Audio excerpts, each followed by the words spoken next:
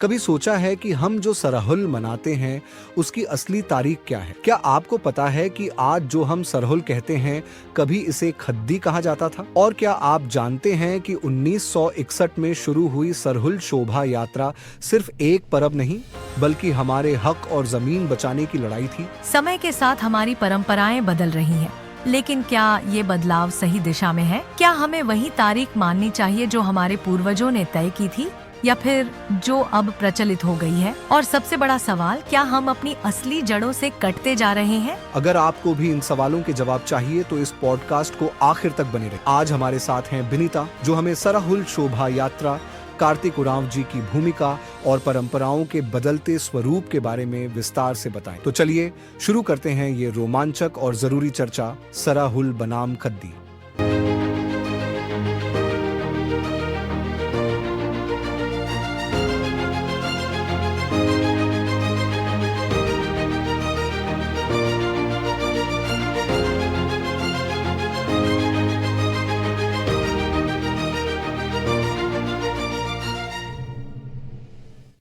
जय धर्म दोस्तों, स्वागत है आपका द ट्राइबल पॉडकास्ट विद रोशन टोप्पो के इस खास एपिसोड में।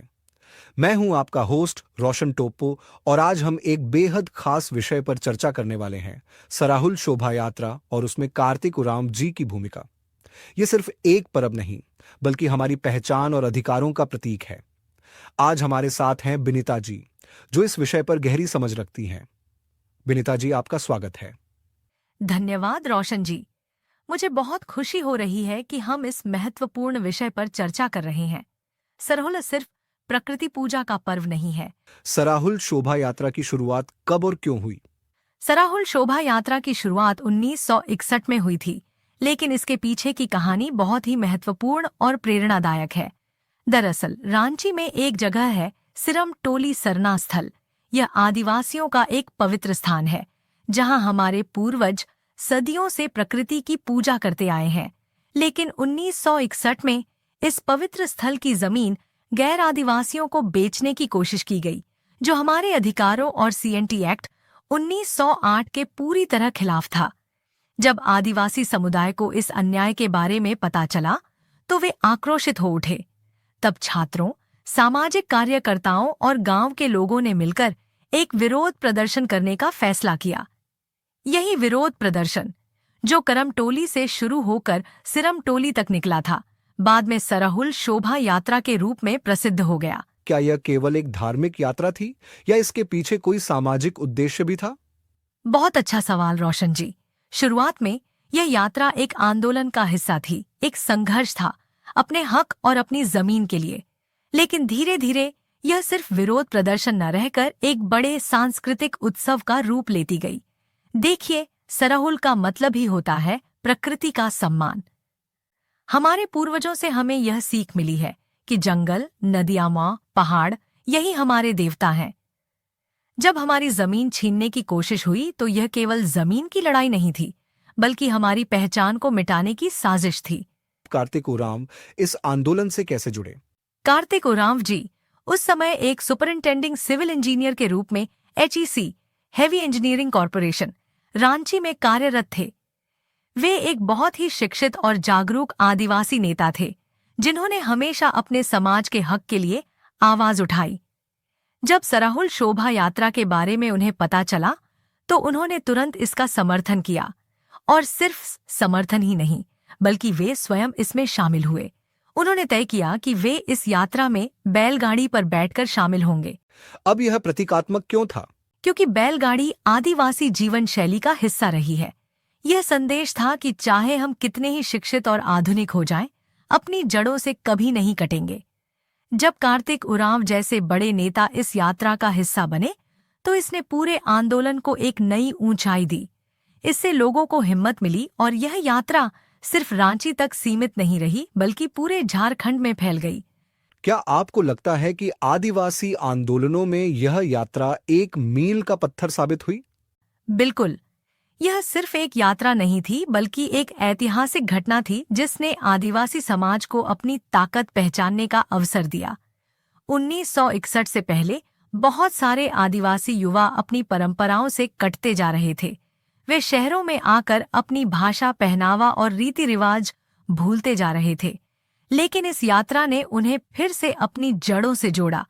यह यात्रा हमें यह बताती है कि अगर हम संगठित हों तो हम अपनी संस्कृति और अधिकारों को बचा सकते हैं। कार्तिक उरांव के अलावा और कौन से नेता इसमें शामिल थे? कार्तिक उरांव जी के अलावा इस आंदोलन में कई छात्र नेता और सामाजिक कार्यकर्ता जुड़े थे। लेकिन बाद में डॉक्टर रामदयाल मुंडा जी ने इस यात्रा को अंतर्राष्ट्रीय पहचान दिलाने में बड़ी भूमिका निभाई। डॉक्टर मुंडा जी ने यह दिखाया कि सराहुल सिर्फ एक झारखंडी परब नहीं है, बल्कि यह पूरी दुनिया के आदिवासियों की संस्कृति का हिस्सा है। उनकी वजह से यह यात्रा न केवल भारत में बल्कि अमेरिका और अन्य देशों में भी चर्चित हुई। जब यह यात्रा शुरू हुई तब और अब के आयोजन में क्या बड़ा अंतर आया है? बहुत अच्छा सवाल रोशन जी। अगर हम 1961 के समय को देखें तो सराहुल शोभा यात्रा पूरी तरह से एक संघर्ष थी, हमारे हक, हमारी जमीन और हमारे अस्तित्व के लिए।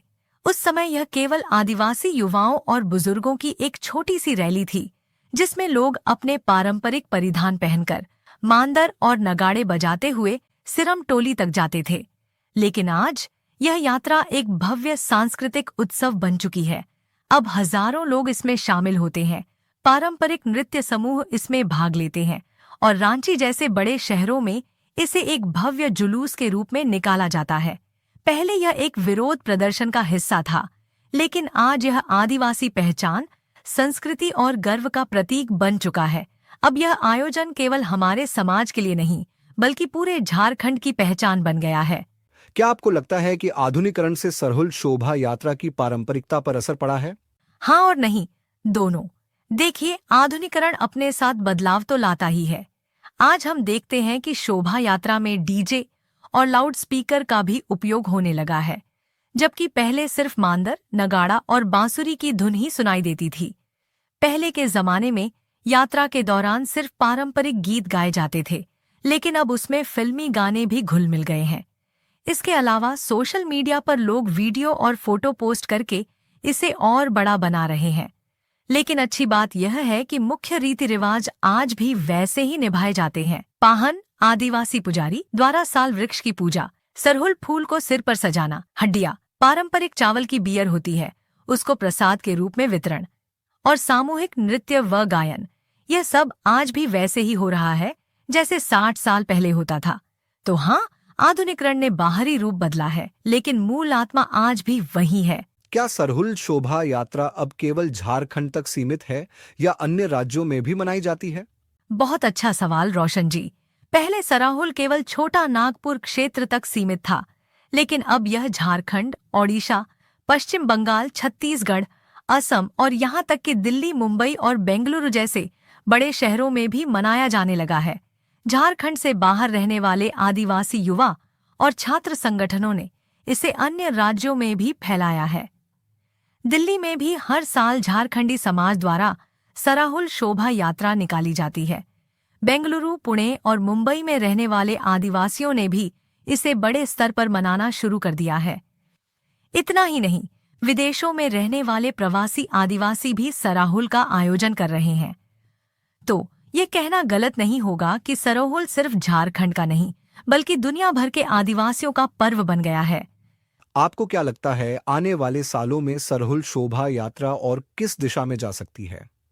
रोशन जी, सराहुल की यात्रा कभी खत्म नहीं होगी, बल्कि समय के साथ यह और मजबूत होती जाएगी। आने वाले समय में हम देख सकते हैं कि सराहुल को राष्ट्रीय स्तर पर मान्यता मिलेगी। सराहुल को सरकारी स्तर पर और ज्यादा प्रमोट किया जाएगा, जैसे छठ पूजा को किया जाता है। शोभा यात्रा में पारंपरिक कलाओं और शिल्प को ज्यादा बढ़ावा मिलेगा। युवाओं को अपनी संस्कृति से जोड़ने के लिए इसे और आकर्षक बनाया जाएगा। मुझे विश्वास है कि एक दिन सराहुल पूरे भारत में एक प्रमुख सांस्कृतिक पर्व के रूप में पहचाना जाएगा। अभी तक हमने सराहुल शोभा यात्रा के ऐतिहासिक महत्व, कार्तिक उरांव जी की भूमिका और इस उत्सव के सांस्कृतिक पक्ष पर चर्चा की।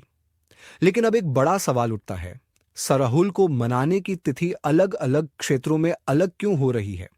और क्या इसका हमारी परंपरा पर कोई प्रभाव पड़ रहा है? रोशन जी, यह एक महत्वपूर्ण विषय है। वास्तव में कुछ क्षेत्रों में सराहुल 1 अप्रैल 2025, चैत्र शुक्ल पक्ष तृतीया को मनाया जा रहा है, जैसे राउरकेला सरना पूजा स्थल। वहीं कुछ इलाकों में इसे 12 अप्रैल 2025 चैत्र पूर्णिमा को मनाया जाएगा, जैसे लाठीकाटा मुली परहा, तेलीघाना मुली परहा, बिरमित्रपुर मुली परहा। अब इसका कारण यह है कि सरहुल की मूल तिथि चैत्र पूर्णिमा मानी जाती थी, लेकिन समय के साथ कुछ क्षेत्रों ने इसे चैत्र शुक्ल पक्ष तृतीया को मनाना शुरू कर दिया। इस बदलाव की वजह क्या है? क्या यह परंपराओं में कोई बाहरी प्रभाव है या कुछ और? इस बदलाव की दो प्रमुख वजहें मानी जा सकती हैं। एक आधुनिक पंचांग और प्रशासनिक हस्तक्षेप। आजकल पंचांग में चैत्र शुक्ल पक्ष तृतीया को सराहुल के रूप में प्रचारित किया जाने लगा है। इससे कुछ क्षेत्रों ने इसे नई तिथि पर मनाना शुरू कर दिया। सरकारी छुट्टियों और प्रशासनिक व्यवस्था के कारण भी कुछ जगहों पर तारीख को एडजस्ट किया गया है, ताकि सरकारी मान्यता बनी रहे। 2 शहरीकरण और धार्मिक प्रभाव। शहरों में आदिवासी समुदायों का मेलजोल बढ़ने से कुछ समूहों ने नई तिथि को अपनाना शुरू कर दिया। धार्मिक प्रभावों के कारण भी कुछ क्षेत्रों में इसे पंचांग आधारित कर दिया गया, जबकि पारंपरिक रूप से यह चैत्र पूर्णिमा को मनाया जाता था। इसका सबसे बड़ा नुकसान यह हुआ कि हमारी पारंपरिक तिथि खोने लगी और कई युवा यह मानने लगे कि सरहुल हमेशा से चैत्र शुक्ल पक्ष तृतीया को मनाया जाता था। राउरकेला सरना पूजा स्थल जैसे कुछ स्थानों में यह बदलाव हो चुका है, लेकिन लाठीकाटा, तेलीघाना, बिरमित्रपुर जैसे क्षेत्रों में अभी भी मूल तिथि को ही प्राथमिकता दी जा रही है। हमें यह समझने की जरूरत है कि यह सिर्फ एक तिथि का मामला नहीं है, बल्कि हमारी पहचान और इतिहास का सवाल भी है। यह सच में सोचने वाली बात है। एक और चीज जो देखने में आ रही है, ओराम समाज में सराहुल शब्द का ज्यादा इस्तेमाल होने लगा है, जबकि पारंपरिक रूप से खद्दी शब्द इस्तेमाल किया जाता था। क्या इस बदलाव का भी कुछ असर पड़ा है? बिल्कुल, और यह भी एक संस्कृतिकरण, कल्चरल एसिमिलेशन का हिस्सा है।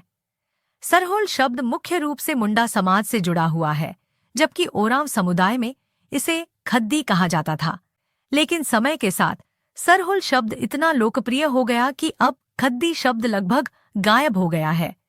इसका परिणाम यह हुआ कि ओराव समाज की विशिष्ट पहचान कहीं न कहीं छुपने लगी। युवा पीढ़ी अब खद्दी शब्द को शायद ही जानती है।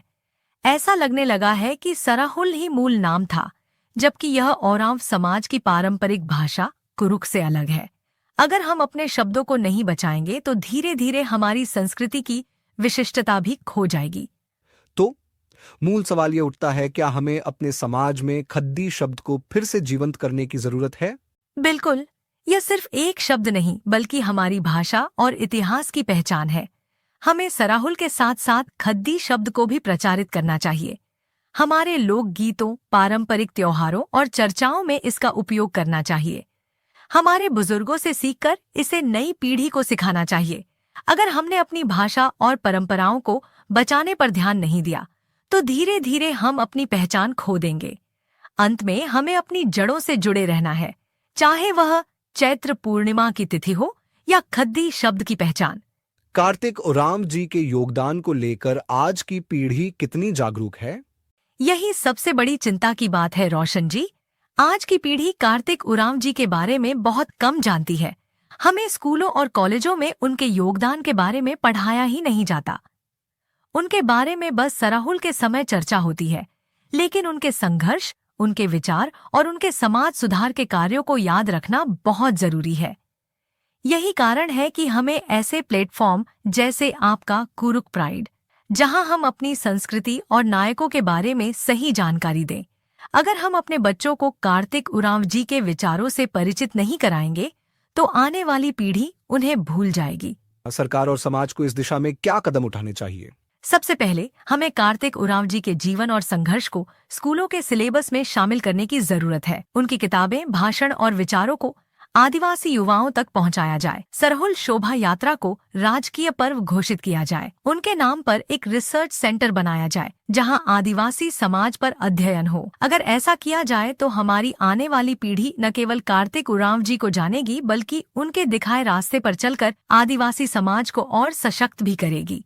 तो दोस्तों, आज की इस चर्चा में हमने जाना कि सराहुल शोभा यात्रा सिर्फ एक उत्सव नहीं बल्कि हमारे अधिकारों और पहचान की लड़ाई का प्रतीक। मूल तिथि चैत्र पूर्णिमा को मनाने की परंपरा क्यों महत्वपूर्ण है, ओराम समाज में खद्दी शब्द को फिर से अपनाने की जरूरत क्यों है। हमने यह भी समझा कि समय के साथ हमारी परंपराओं और शब्दों में बदलाव आ रहा है, लेकिन सवाल यह उठता है, क्या हमें अपनी जड़ों से कट जाना चाहिए या फिर उन्हें बचाने के लिए एकजुट होना चाहिए। बिल्कुल रोशन जी, हमारी संस्कृति की शक्ति इसी में है कि हम अपनी पहचान को बनाए रखें। अगर हम तिथियों में बदलाव को बिना सोचे समझे स्वीकार करते रहेंगे तो हमारा इतिहास धुंधला हो जाएगा। पारंपरिक शब्दों को छोड़ते रहेंगे तो हमारी भाषा धीरे धीरे खत्म हो जाएगी, और अगर हम अपनी संस्कृति को बचाने के लिए जागरूक नहीं हुए तो आने वाली पीढ़ियों को इसका असली स्वरूप ही नहीं पता चलेगा। इसलिए यह जिम्मेदारी सिर्फ बुजुर्गों या संगठनों की नहीं बल्कि हम सबकी है।